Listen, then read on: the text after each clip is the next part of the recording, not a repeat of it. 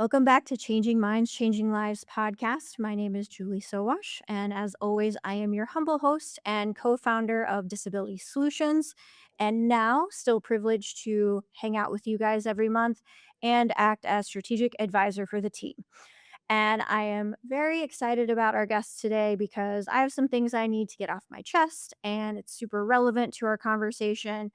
And it's been a while since you guys have seen me like ragey. And you might get a little ragey today, so I don't apologize, but I guess I give you that warning. And you might ask why. Well, it's because our community took another huge, maybe the biggest yet, in my opinion, attack from the Trump administration last month. And I've been so angry over the last few weeks. I really haven't been able to articulate well how I feel or write about the topic, and I cannot promise I'm going to do a great job today. Um, and it seems like it's flying under the radar. From my perspective, I'm not hearing about it. I'm not seeing it in my LinkedIn feed. And in fact, I just want to shout out the team at the Bulwark, who is my favorite podcast.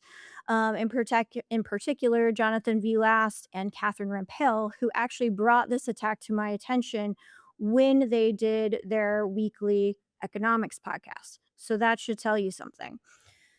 And what exactly is it? So let me give you a rundown, and we'll add some links in the show notes. NPR, Disability Scoop, as always, did a great job, and actually send you to the actual writing. So to keep it as simple as possible, last month, the Trump Department of Justice issued a 39-page memo challenging what's called the integration mandate for people with disabilities. And what that means is there's an integration mandate for people with disabilities to receive services to help us live, work, and thrive in our homes and in our communities.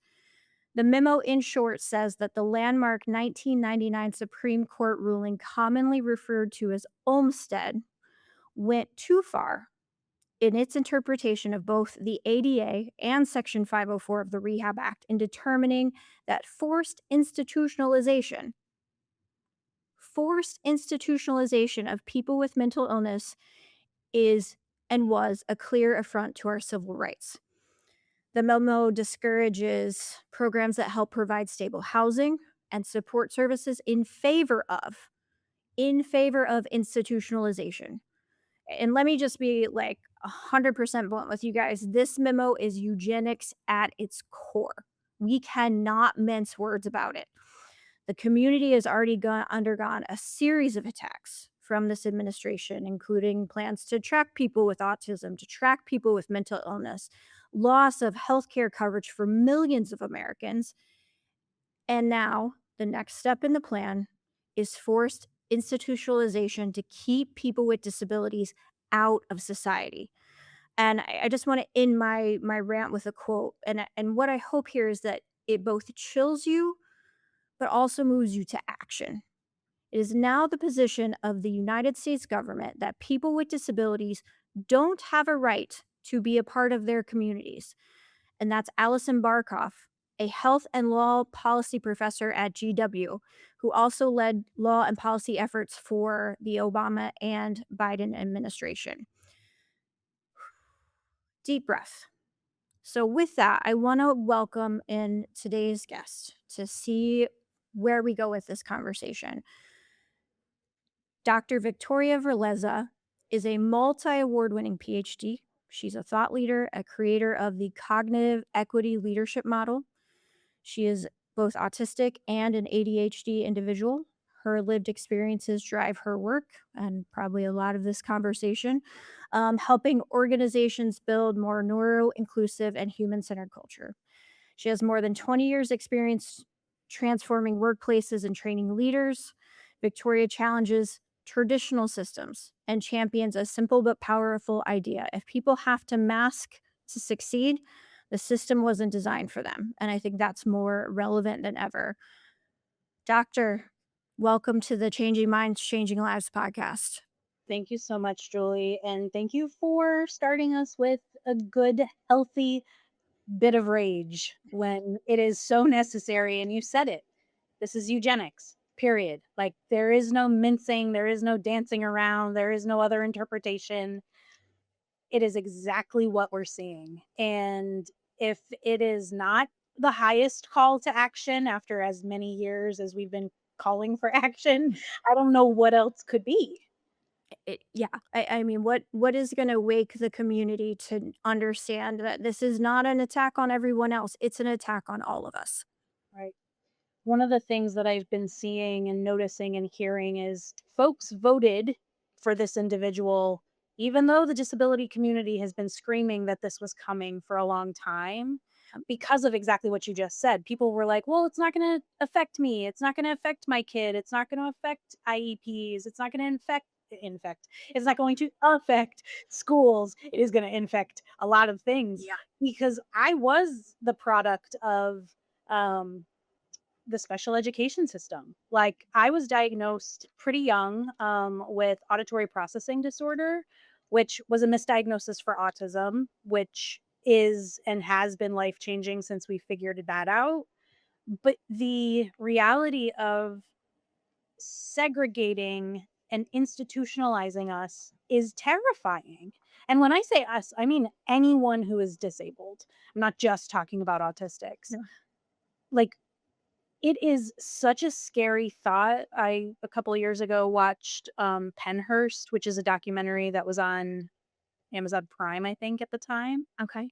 and it was essentially a documentary about the last institution in Penhurst, Pennsylvania, and the things that were allowed to happen, it literally is making my stomach churn knowing that this institution, this administration wants those things again. Yeah, yeah, I mean, we are and I think you make such a important point, is that you are a product of IDEA, and an IDEA is the just in case you don't know, it is the legislation that guarantees integrated education for people with disabilities, and before IDEA, you would not have likely gotten a diagnosis, gotten an individual, evaluation plan, IEP. Yep. Um, you would have been potentially in special ed classes. You would have potentially been unable to attend school. And this is not 50 years old where we're at right now. And that's what's so incredible. We are, not not 40 years old, not even so 1999 is not 30 years old from the Olmstead Act.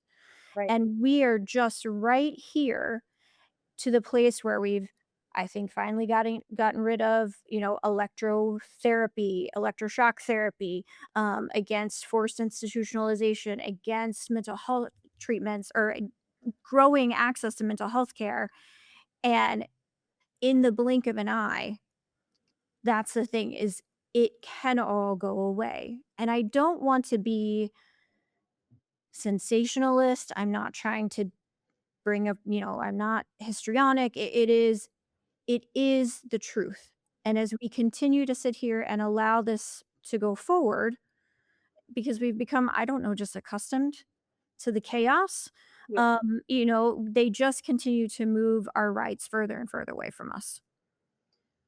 What you just said about getting accustomed, getting comfortable with the chaos is on purpose. It's Mhm. to fatigue us from fighting back, knowing our rights. Because when I look at even what's happening right now with Senator Graham passing away, Mitch McConnell, and then all of this stuff that's happening around it, it very much feels like puppeteering. The right hand's doing something and something else is happening over here. And you started our call with, to the listeners, this flew under the radar. It was mashed in with other things because they're trying to make us mad about what the left hand is doing while the right hand is sliding whatever it wants in order to further screw us. There's within like the same week, they said they were separating out the governing body for special education into the DOJ and something else. And my immediate spidey senses were like, so now you're criminalizing disability as well? Yeah. So we're like really going back. We're talking all the things. Great. Yeah, yeah, and I think it's so easy to cloak this under, a mental illness banner, and I think well, I'm gonna say something, we'll see how this goes. You know, we have, especially in some of the more progressive states, um, potentially gone too far in terms of not providing services for people with very significant mental illness Mm, and just allowing them to be a part of the community. I don't think that's what the vision here was, is that, you know, we get services, but we're not institutionalized. And when the everyday Joe who doesn't know anything about mental illness, who doesn't know anything about how we sit under the disability umbrella, thinks, yeah, get the crazies off my street. It's fine. I don't care. right. And what they can't understand and they don't understand and is not easy to articulate is that it is much, much broader Yes.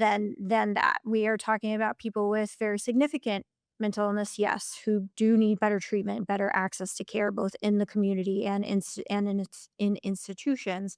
But this is a full fledged throttling of getting services in the community, Yep. making sure that housing is an activity that is sustainable, making sure that work is sustainable, making sure that community engagement is sustainable, and it will impact tens of millions of people once the federal agencies decide how they're going to reinterpret both the ADA and 504 under this new guidance. Right. And in case you're not familiar with 504 listeners, 504 is basically the section of the Rehabilitation Act that says if an organization receives community or federal funding, then it cannot um, discriminate against people with disabilities to participate in those funded activities. So, you know, tell me you're super active on LinkedIn and I just love how you don't have any fear. Um, and and we need a lot more of that. You know, it's really a political climate, but it's also a cultural climate that I think is really impacting us today. So, you know, we had the rollback of DEI from these companies. And then we have the political attacks. And, you know, when you're working with organizations, how do you help them understand that this is, it's both fear based propaganda, but it's also actual infliction of harm, um, are impacting their ability to find and retain talent with disabilities? I love the question because so a few reasons I love this question. It takes it for me out of the DEI conversation, which a lot of folks leaned into pretty heavily in 2020. And it takes me back to my roots. So my roots are beyond 20 years in the social justice education space. I have a degree in social justice ed. I have been doing work on anti-ableism for over 20 years. So it's like, in my opinion, from my perspective, anti-bias, anti-oppression, liberatory work lives in every single thing that we do. And I think because I never really, it's not that I didn't buy into the DEI conversation, but because I came at it from a different perspective of how are we building this in from recruitment to offboarding and not just the initiatives at work or the affinity groups or the resource groups or the business groups, the BRGs, the ERGs, employee resource groups. But in fact, my belief is that in order to support an individual, you have to look at them as a whole being and you have to understand the actual system. And in this case, it's ableism. And one of the things that over the past several years, I get requests all the time. Can you come and talk about non apparent disabilities? Can you talk about what it means to become disabled? Because what people and folks don't really understand non-disabled folks is they are much closer to becoming disabled than not. And for me, you have not you, but the general has to think about, well, something could happen to me tomorrow. I could have a traumatic brain injury. I am aging, which could then therefore leave me disabled. My bonus mom had a surgery several years ago and her whole life changed overnight. She had open heart surgery. She was perfectly healthy before and has now had to really figure out her identity. I had a hysterectomy in May and I was just talking to another disability organization CEO and I was like, am I still disabled? Do I still have endometriosis? I do, but my relationship to my disability has changed. And what does that mean?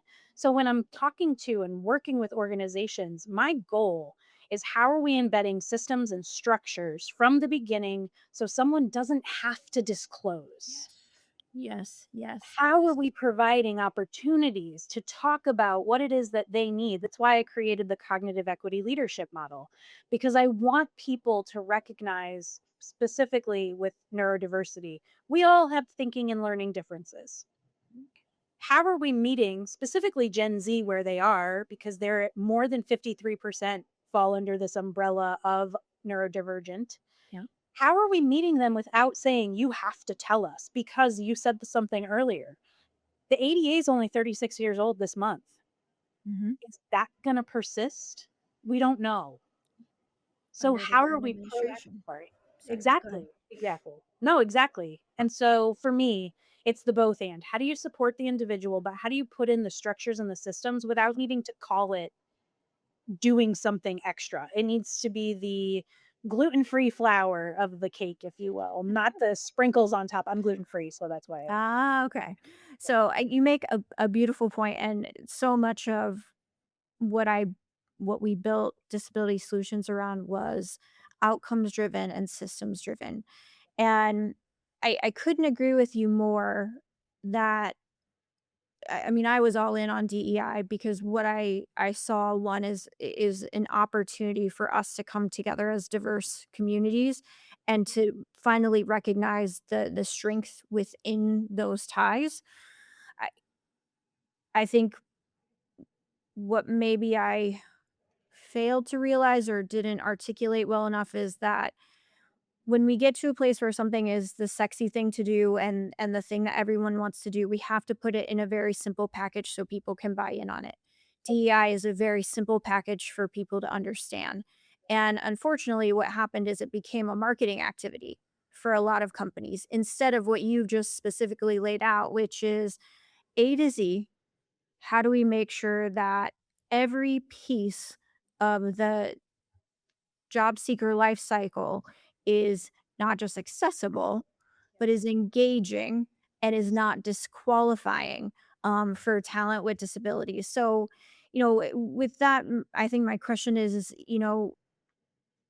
where are you seeing with the companies that you're working with? It's like, okay, I understand we shifted away from the term DEI, but are they still engaged and getting that we don't have to talk about it to do the work? yes.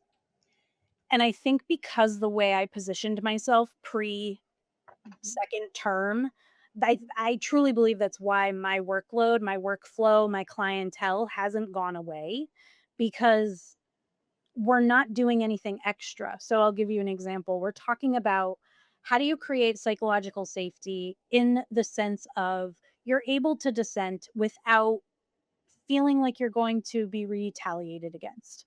For a long time, and your listeners may recognize this, the term psychological safety got so far away from its intended purpose, and people were like, "Well, not everybody needs to feel safe to come to work." And then you have this cross generational divide on communication, etc. And what I'm trying to help folks do is just because someone is saying my experience is different, this is how I'm perceiving this particular situation. Listeners, I use my hands a lot, so my hands are moving quite a bit in how I'm demonstrating these different things.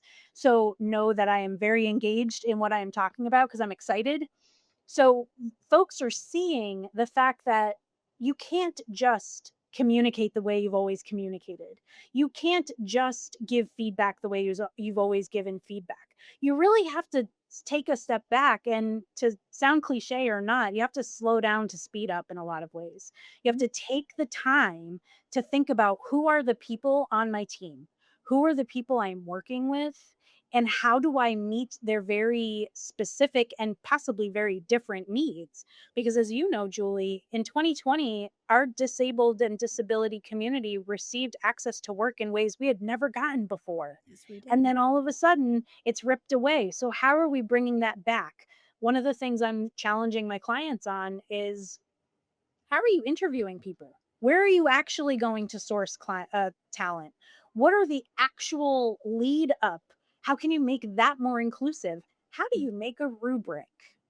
How are we actually thinking about a job description? Are you still putting that you need to lift 20 pounds? And let's talk about why that's there and who it's excluding. So for me, it's the daily conversations. I have a a series on Substack called Every Chance, and it's my way of talking about the Tuesday moments that you can educate someone on. It's not just a big workshop, it's not just a one-on-one conversation, but it's oftentimes the little thing that's said that isn't challenged. And how do you have that moment to bring them along? So for me, people are not backing down, and I think that's why they like the work that I'm doing, because it's not about demonizing or um, blaming, but rather what is the system that is fighting against us that has excluded us for so long? Yeah. It was a very long winded way to say No, that. you take all the wind you want because that was absolutely it was so spot on. And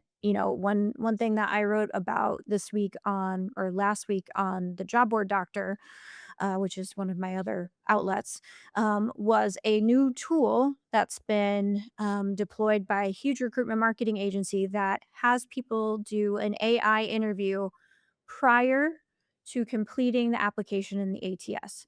And what I said was, "Hey, this creates a lot of new applicants that you've now considered, but none of this has been tested for people with disabilities, for people with language differences outside of accents, national accents, ethnicities. And how is this acceptable? And how do we not understand that 503 or the ADA and 503 are still the law of the land, and that discriminating against people with disabilities with an AI process or not is still discrimination against people with disabilities. So I guess, talk to me about how you've approached your work since, God, it's been what, 2024, 2023 now since we've started to see the introduction of artificial intelligence into air quotes decision making within hiring. Honestly, I'm very selective about who I work with. Okay.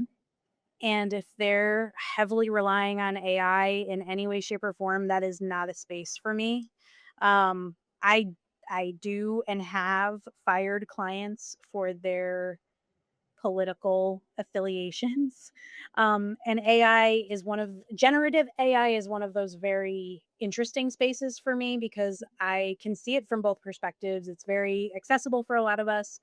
I personally have not worked with anybody who's using that yet, Oh, which makes me feel really good that I am working with people and places that are only using like it feels weird to say real people, human individuals to screen, um, because I know that that is an area that we don't even know. How do you, and this is a question I don't have an answer to, but I think about a lot.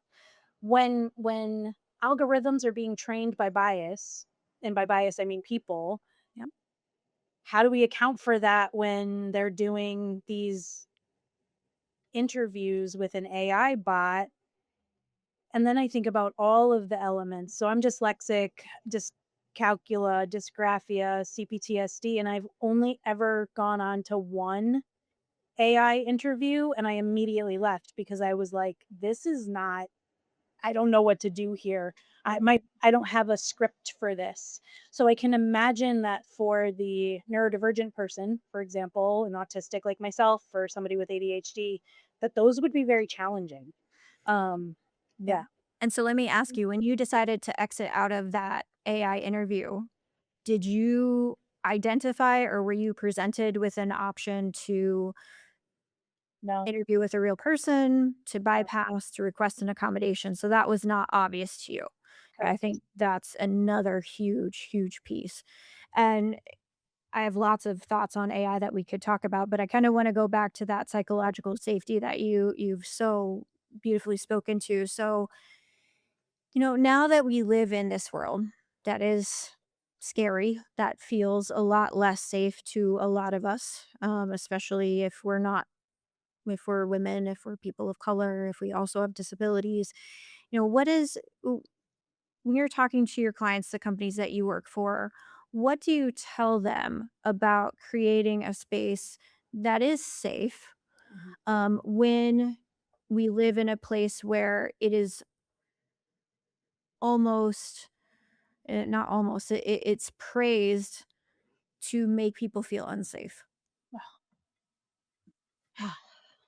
I love it. No, I love it. I love it because I was just talking to my partner and someone I work with around when bad behavior is not being held accountable outside of the workplace, that's translating into the workplace and a few things. So I 2 or 3 years ago was reading a book. It's called Plantation Theory. It's by Oh, John Graham. no, I have a signed copy. I love Mr. John Graham. I love the book. Oh, I have it is never met him. outstanding. Y'all, pick up this book. It's small, it's accessible, like, the language is accessible. It's a fantastic book in my It opinion. is fantastic. Please go ahead. I'll send Oh, this to you're gonna John love this after. then. You're gonna love where I'm going with this. So in the book, he talks about why can't we have an anti-racist behavioral improvement plan? Right. And so I'm reading the book and I said, "Well, why can't we?" So I Why? made one. Nice. So but Problem not just solved. anti-racism.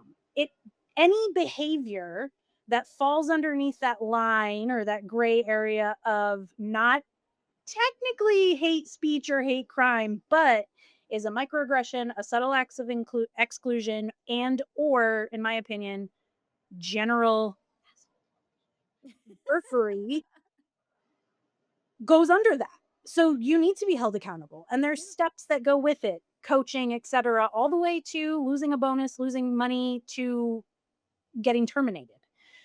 So that's one thing that I use and my clients use, and it has worked, Okay. which is even better. Like, people Amazing. have been exited either on their own or um, organizationally because they didn't follow this. So that's one way. So in order to promote psychological safety of just overall well-being, being able to go to a person and say this thing is happening to me, and then being believed, and then having a process in place to actually do something, in my opinion, is one of the largest. The second is modeling and asking different questions. Really working with managers on asking better questions. Not how are you, not, do you have questions? What are we actually asking of our employees? Are we actually talking about today? I don't know if you've heard this news in Biddeford, Maine. ICE shot and murdered somebody on the street again. Yeah. Are you checking in with your people and, like, owning the fact that this is happening down the street from your office? And what does that mean for them? It's not always about safety, quote unquote. For me, it's that bravery, that courage of stepping outside of the comfort zone to check on people, to create the systems, but also to hold people accountable, responsible, and to take ownership when we've done or said something. So when I'm working with folks, I try to model it in a lot of ways for myself. That's why you said I'm very out about myself on social media and in the world, and I'm very brave around that on purpose. I do it to model that behavior for others because if as a white woman, if I'm cowering in the corner not talking about these things, the perception of that is way worse. And especially when so many black and brown bodies are being unalived. Um we can't not talk about it, especially with the intersection of disability. It's And massive. sorry. No, it's massive, the intersection. Please go ahead. So there's very pointed things. I sort of lost the initial question. I know it was about psychological safety and how am I helping folks do that. Um, but it's really the modeling, the supporting, and creating a spot, a space, a moment for questions without judgment. So, like, Yeah. can I be someone that you come to and say, I'm having this issue with so and so? Here's what it is. And then I say, well, that kind of sounds like insert ism here. Oh, well, that makes a lot of sense. How would you like to handle this? And I have examples of this. Folks who great relationships have come to me and said, my coworker made a joke about me being a woman. I don't know how to handle it. Okay, let's talk it through. And then giving them agency to decide what's going to happen next. Do you want to have a mediated conversation? How do you want me to hold this man accountable? Because I will, Yep. but it's your agency to tell me if that's what you want to do. Because some people don't want to upset the apple cart. Right. And then hoping and helping leaders realize you also have a responsibility to be doing Mhm. this. Yeah. If you And then, see it and you hear it, right? yeah, It goes unbidden too often, right? Like we just, oh, Joe, he's blah blah blah. But no, no, like we didn't get those same passes. We never got those same passes ever. And so why do others get that pass? And to your point, I do want to just compliment you again is that, something that I've said for a long time is that I have the extreme privilege of being able to be out loud who I am. And I appreciate that again that you say that and you recognize that because people also need to hear that, you know, it- not everyone lives in our shoes that has the ability to do that. And I'm me and I'm gonna guess I'm speaking for you is that our goal is to make it easier for everyone else to live who they are. And we get to do that by talking about who we are on a regular basis. Um, and I will say I'm extremely interested in learning more if there's more that you can tell us about the performance plan, sure. in terms of, you know, what is the approach when people truly do not understand, Yeah. maybe 2 different ways. They don't understand and they're open, and they understand and they don't care. Like, how does the performance management kind of approach those 2, I guess I would say, individuals? Yeah. So let's take the well intentioned didn't know as the first. So what I did was I created five, I hesitate calling it consequences, but five steps. Like these are the things that happen or are triggered from this conversation. So it's a behavioral improvement plan, and the first step is coaching and education, whether it be coaching with me, whether it be workshops, whether it be attending other people's workshops. It can be a whole list of things. I suss that out with the individual. Like, what is it that you need? That is where you always start. Because what you'll learn is, are they being willfully ignorant or are they just generally not understanding? Yeah. Because in those moments, they'll either say, and I've had someone say, well, I don't care what pronouns this person uses. I'm going to use the pronouns I want. No, you're not. So in that case, they really did have to stip. They met with me, they met with their manager, they met with their manager's manager, and that person said, you're either getting on board, you're losing your bonus, and the third step is you're getting fired. Because that's not the culture we want. That's not the culture we're cultivating. And so, step one with me, let's talk about it. Why are you feeling this way? Like, how can I support you to figure out how to use pronouns correctly? Through that conversation, it really was, I think this is stupid. I don't believe in it. Oh, Mhm. okay. Well, this is everything I need to know. And here's a workshop you're going to come to and you're going to try. And then this had been persisting, for several years prior to my entrance. Yeah. So when we instituted this, uh, behavioral improvement plan, this had been going on for 2 years before, which I hadn't known about. And because specifically with pronouns, ableism, religious oppression, etc., those acts of violence are allowed to persist in a different way than racism. And when it comes to racism, we have very clear, for the most part, what constitutes as hate speech. But when it comes to other things, it feels more muddled. So this was my attempt at trying to really lay it out. And I just said, we can't tolerate this type of violence. Like, you are literally killing someone because they're hearing their wrong pronoun on purpose. Yeah. And I just never I side note, why is this so freaking hard? I- Jesus, man. Just Honestly, let it go. I don't know. I wish I could get inside some people's minds when it comes to pronouns specifically. I don't know. I don't know. Yeah. But yeah, it is a very great tool. I have it on my website. I have, I think, even the free version up on my LinkedIn. I probably should not give it away for free, but until I sell it, people can go grab it. Um, You should sell it. Uh, I should sell it. okay, so let's have a wrap-up question. I Mhm. always like to end on a positive note. Okay.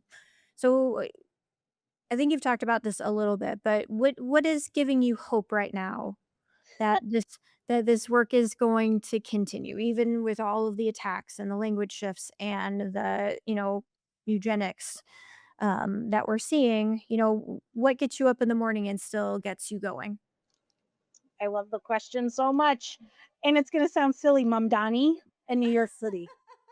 I get up in the morning because I see a politician doing the job that so many of us are fighting for at our own level. And what also gets me up in the morning is being able to do this, to have a platform where people are actively listening and actually wanting to do something and understand how to actualize something that they've been feeling, whether that be creating a safer or more brave space for someone they are um, supervising, or for a coworker. Like, I get so many messages on LinkedIn saying thank you. Those are the moments that keep me going, because it, as you know, can be very hard, very demoralizing, Yeah. especially when it's hit after hit after hit. And the final thing that gets me up in the morning is watching real, like, institutions, like a judicial system, taking very real steps. They're working with me in creating a very different structure for neurodivergent and non-apparent disabilities in their spaces. And knowing that they're that committed to, I can't abolish everything by myself, but if Mhm. we can take steps towards abolishing certain things together, maybe liberation is actually closer than I originally thought, because we're doing something. We're doing something. Yes. I never thought we would get Mandami mentioned on this podcast. So check the box there. But you're right, right? You continue to do the work and you know that the change that you're gonna make in the world is going to be um incremental and it's gonna ripple. And every change you can make is gonna have a positive effect. So tell our listeners where to find you, where to not download something for free, but to pay for it. So I'm everywhere. I would say my first place that you can start, every link is on my LinkedIn. So Dr. Victoria Verlezza. My website is victoriaverlezza.com. I have a Thinkific page where I have all of my products. My cognitive equity leadership is its own website, and there's more information there. If you can build it, people can find you. So, any of those things, Google my name, and I have a um, inquiry form if people want to talk further or have questions, etc. I do lots of different things every day. So, thank you, Julie, Amazing. for having me here. This has been the conversation I needed today. So thanks for giving me a little psychological safety and a little boost to get some of my rage out. Um, thank you so much. And final shout out to John Graham. We will also link to plantation theory on this podcast, and I will share another podcast that I did with him not too long ago because I think he's brilliant.